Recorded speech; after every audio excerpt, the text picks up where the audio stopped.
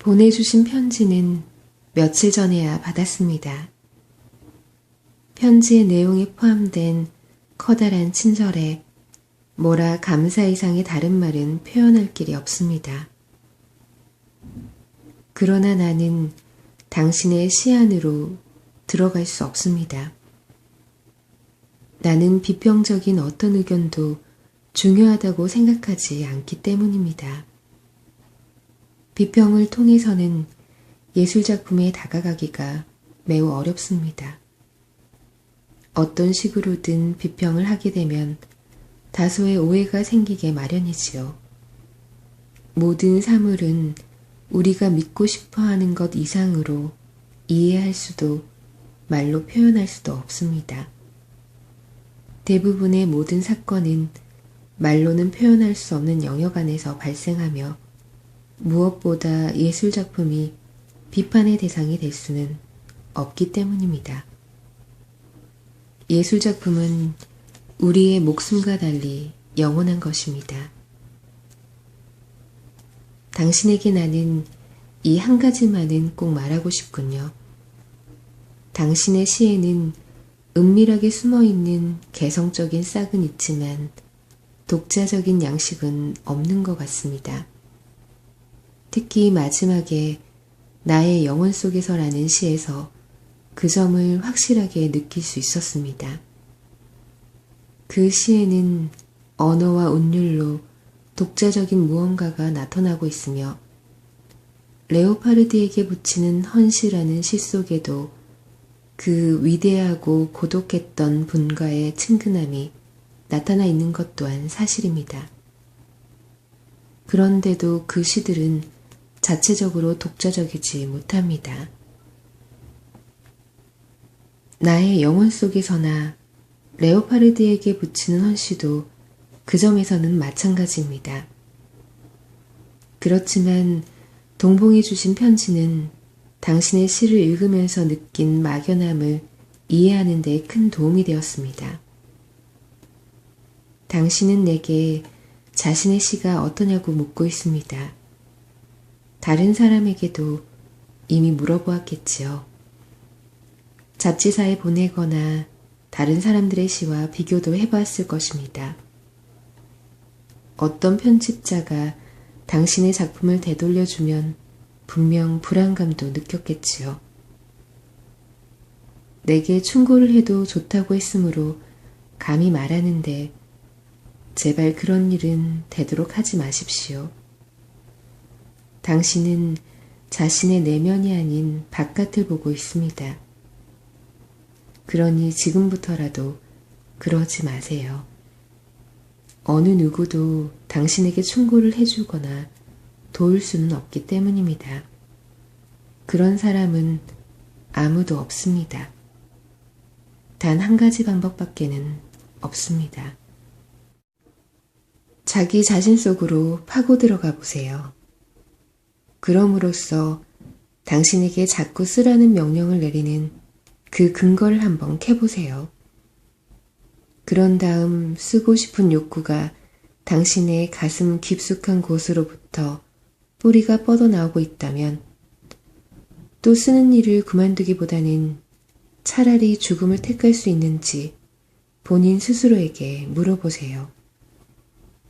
그리고 조용한 밤중에 정말 글을 쓰지 않으면 안 될 것인가를 스스로에게 확인해 보십시오. 마음속 깊은 곳에서 울리는 소리에 귀를 기울이십시오.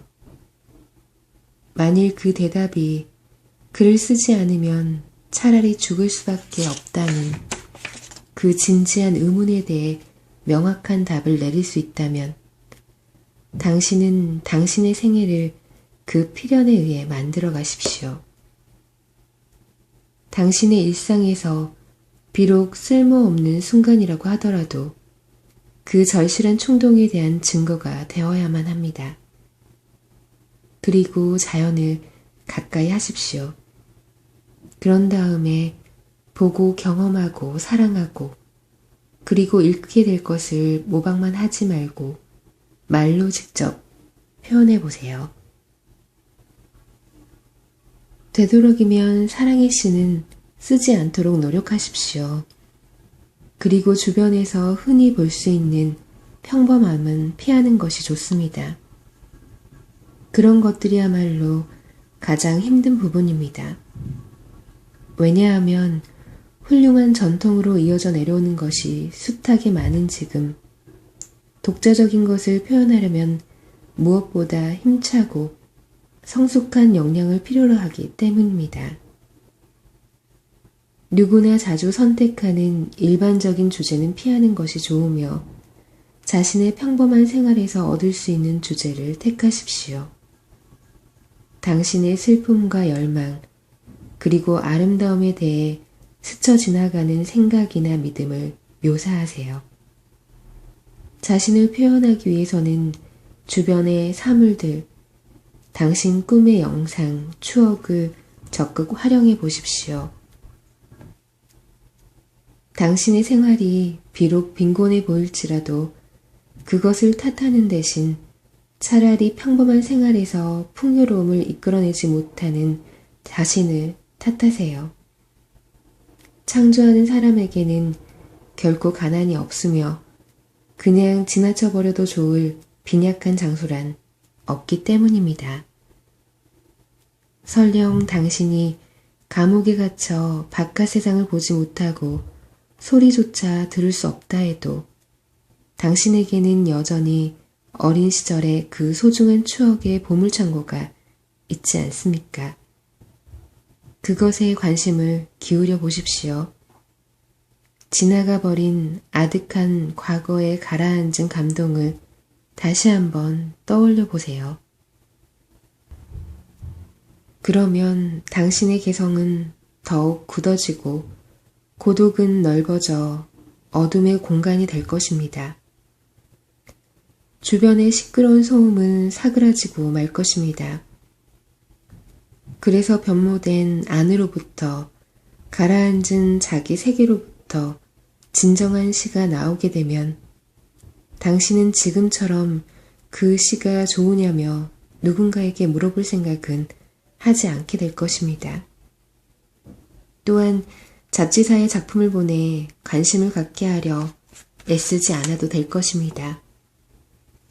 그저 당신은 자신의 작품 속에서 보물처럼 소중하고 자연스러운 한 조각 생명의 소리를 듣게 될 것이기 때문입니다. 자신의 내부로부터 필요성에 의해 이루어진 예술작품은 매우 훌륭한 것입니다. 또한 시가 어디로부터 나왔는지에 따라 그 평가도 달라지게 마련입니다. 다른 판단은 필요하지 않습니다. 그러므로 지금 내가 당신에게 해줄 수 있는 충고는 이것이 전부입니다. 자신에게 파고들어 당신 생명의 그 깊은 근원을 느끼도록 하십시오. 그 근원으로부터 창작을 해야 할까 하는 질문에 대한 답을 얻을 수 있을 것입니다. 따라서 그 대답이 어떻든 간에 그대로 받아들이세요. 아마도 당신이 예술가의 운명을 타고났다는 진실이 밝혀질 것입니다. 그러면 그 운명을 받아들인 다음 외부로부터 어떤 보답을 염두에 두는 대신 그 무겁고 힘든 짐을 지고 가세요. 창조하는 사람은 자신이 하나의 세계가 되어야 하며 모든 것을 자기 자신 속에서나 그 자신과 하나가 된 자연 속에서 찾는 것이 좋기 때문입니다. 그러나 당신은 자기 자신의 고독 속으로 파고든 다음 시인이 되겠다는 꿈을 포기해야 할지도 모릅니다. 다시 한번 말하지만 시인이 될 수 없다는 것은 쓰지 않고도 살 수 있다는 것을 느끼는 것만으로도 충분하니까요. 설령 그렇다 하더라도 자신의 내면으로 돌아간다는 것은 결코 헛된 일이라고 할 수 없습니다. 당신의 생활이 어떻든 거기서부터 독창성을 발견할 수 있기 때문입니다. 그리고 그 길이 훌륭하고 풍요로우며 넓은 길이 되길 바랍니다. 이제 할 말은 다 한 것 같습니다. 마지막으로 당신에게 충고하자면 일관되고 진지하게 자신 안에서 성장과 발전을 이루어 나가세요. 가장 조용한 시간에 당신의 마음 깊은 느낌을 통해서만 답을 구할 수 있는 의문에 대해 당신 외부로부터 그 대답을 기대하려고 하지 마세요. 그것만큼 당신의 발전에 방해되는 일은 없으니까요. 당신의 편지를 읽던 중 호라체코 교수님의 이름을 보게 되어 무척이나 기뻤습니다. 나는 아직도 그분에 대해 많은 세월이 흘렀음에도 불구하고 변치 않은 존경과 감사하는 마음을 가지고 있습니다. 그분에 대한 이런 나의 마음을 그분께도 전해주세요. 그분이 아직까지 나를 기억하고 계신 것에 대해 뭐라 드릴 말씀이 없습니다. 나를 믿고 보내준 당신들의 시들을 다시 돌려드리겠습니다. 나를 믿어준 그 마음과 진심에 다시 한번 감사하면서 낯선 사람을 믿어준 것에 대해 정성껏 보답하려 나름대로 노력했다는 것 알아주시기 바랍니다.